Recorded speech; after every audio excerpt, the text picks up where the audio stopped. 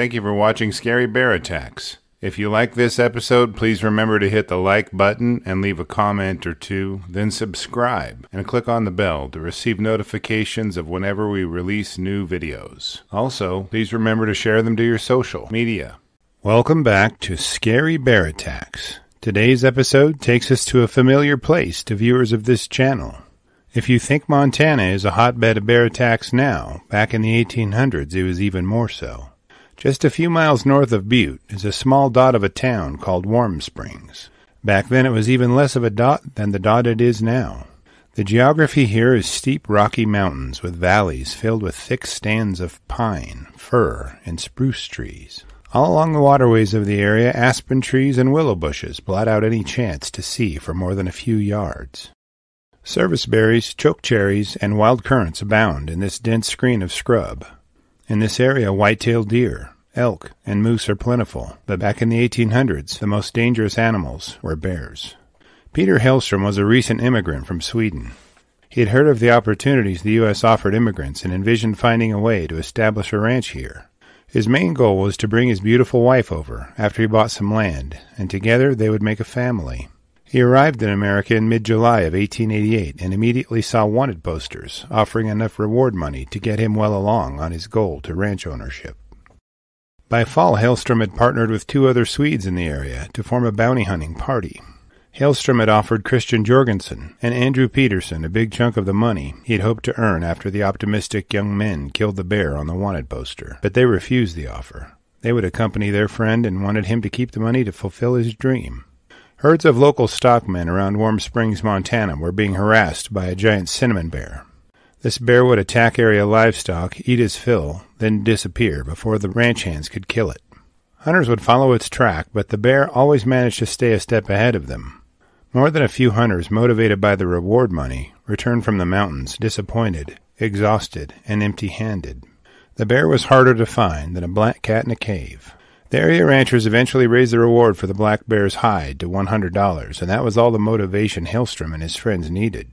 The Swedes headed out in the morning of September 15th from Warm Springs and went north toward the foothills of Mount Powell. After the hunters crossed a pasture called Peterson's Field, a pair of huge bear tracks were found, pressed deeply into the muddy soil. The sheer size of this bear was enough to rile the hunters up, and they quickly set out to follow the tracks. As the bear's tracks meandered toward Mount Powell, the hunters followed it through all kinds of brush and bushes, over barren hills and through forests. The tracks were a day or so old, and were spaced such that the men knew the bear was moving slowly. It had killed a cow a few days prior, and was still full of the meat, on which it had gorged itself. After a few more hours of following the bear tracks, the men could see that they were now very fresh. The bear had apparently laid up for a day's rest, which allowed the men to make up a lot of ground as they followed it. Hellstrom took the lead with his friends following close behind him. They pushed their way through brush and reeds while following the giant bear tracks. Once Hellstrom had looked up, he realized he'd nearly walked right up to the giant bear. The surprised and angry bear immediately rose upright while still squatted on its haunches. It swiped at the air between Hellstrom and it, only 10 feet away from the hunter. Hellstrom knew he likely had only a few seconds to react before the bear would disappear into the brush. He quickly raised his rifle to his shoulder and took aim. His rifle cracked as the ball seared its path toward the bear's chest. The ball ammunition from Hellstrom's gun had struck home, and the impact temporarily froze the bear. After the brief pause, the bear let out a low growl before disappearing into the brush, away from the men. Hellstrom, Jorgensen, and Peterson were excited to see the impact of the bullet, and energetically looked at each other before searching for a blood trail. This time Peterson took the lead as the group of hunters searched for the bear. Hellstrom brought up the rear of the pack as the men followed each spatter of blood found along the tracks. They could see the bear's tracks slowing as the distance between each impression grew shorter and shorter. With any luck, the giant bear would be piled up behind the next clump of brush. Little did the men know, the massive bear had doubled back and ran in a circle around its pursuers, and was now behind them. As Hellstrom pushed his way through the reeds and brush, he heard a short moan very near and behind him. Hellstrom backtracked a few steps and was blindsided by the big bear. Before Hellstrom could react, the bear swung one of its massive paws, tipped with long, sharp claws, across his face. The blow knocked him to his back and nearly severed his upper lip from his face. One of the bear's claws raked across his nose, ripping it from side to side, In the same motion, another one of the bear's claws ripped open a gash that went from Hellstrom's ear all the way down his neck and across his chest. Now looking up at the bear, Hellstrom tried to raise his rifle, but the bear growled as it opened its mouth over his face. The enraged bear wrapped its massive jaws across Hellstrom's cheekbones and bit down. After locking its jaws onto his head, it shook back and forth violently. Jorgensen and Peterson could see the bear as it stood over Hellstrom. They witnessed their friend as the bear clamped its jaws onto his face and shook him. They had plenty of opportunity to shoot the bear, but were too afraid that they may hit Hellstrom. They held their fire and watched as the bear released Hellstrom and stood over him, growling and staring menacingly. Just then, Peterson saw a great opportunity to fire at the bear. He shouldered his rifle and fired a second lead ball into the bear. His shot struck the bear with a resounding smack. As soon as the ball shot struck the bear, it reared up on its hind legs. It towered over the men and was an awesome sight to behold. Suddenly the bear collapsed on top of Hellstrom. Neither the bear nor Hellstrom moved in the mass of bear and man. Peterson and Jorgensen ran over and grabbed a hold of the bear. They could hardly move the giant as its bulk completely covered Hellstrom. After rolling the bear off their friend, Jorgensen and Peterson were met with a gruesome sight. They could see that Hellstrom's scalp had been completely peeled toward the back of his skull. His skull cap was splintered, and beneath it was a mass of blood and tissue. They noted that jelly-like particles were visible in their friend's skull wounds. Jorgensen and Peterson knew that they had to get Hellstrom back to medical help as fast as possible. They gathered 2 long pine boughs and used their coats to complete the improvised litter for their friend.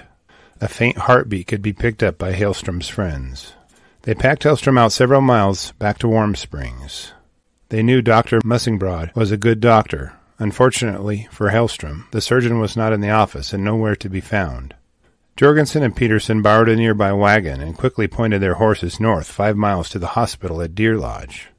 The Swedes brought Hellstrom to Sisters Hospital and put him under the care of Dr. A.H. Mitchell. Dr. Mitchell could do very little for Hellstrom as his condition was so terrible. The medical staff cleaned Hellstrom's wounds and comforted him as he lay unconscious for a while. When he woke up, he whispered to the doctor and asked him if he was going to die through his torn lips. The doctor informed Hellstrom that he believed that the young man was going to die, and watched as he closed his eyes. Hellstrom continued to breathe in short, shallow breaths. Just before he passed away, Hellstrom opened his eyes and he said, "Well, I guess I killed that bear anyhow." Hellstrom was buried, and his widow was sent a letter explaining the death of her husband. The tragic story of Peter Hellstrom is just one of many in the annals of Montana history. After reviewing the details of this attack, I have a few questions for you. Given that Hellstrom was from Sweden, he was experienced with bears. Why do you think the young men followed the bear so closely instead of waiting for it to bleed out? Do you think a dog would have alerted the men that the bear was circling around behind them?